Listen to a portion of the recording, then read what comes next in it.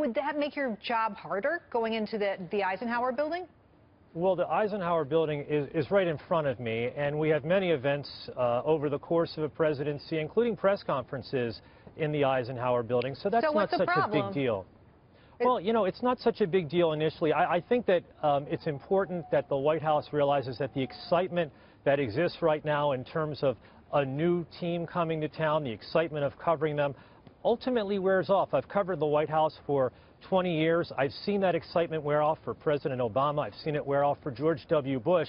And so initially, if these briefings do happen to take place in the Eisenhower Old Executive Office building, maybe for the first few weeks, that might make sense. But you're saying there'll be fewer people down the road. A significant amount of people that wish to cover the press conferences. You never know. Trump may, you know, attract a huge crowd. It could happen over a long period of time because he's so unpredictable.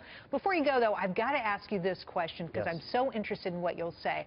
So, you know, the Twitter account. If Donald Trump is all about Twitter, major policy initiatives put out over Twitter. How do you feel about that? He's really bypassing people just like you. Yeah, it's the new way in which the president can communicate and the way in which Donald Trump has communicated. We're well aware of that, and we have to be well aware of the fact that he often tweets at 5 o'clock in the morning, so we have a story as soon as we come to the White House. It's a new way of communicating with the White House press corps. It's a new way of communicating, obviously, with the American public, but I think that Mr. Trump, President Trump, come Friday, will also communicate in the traditional ways that we've seen other presidents communicate over the past few decades. Well, I guess we'll have to wait and see. Jon, thanks for coming on. Thanks, Jerry.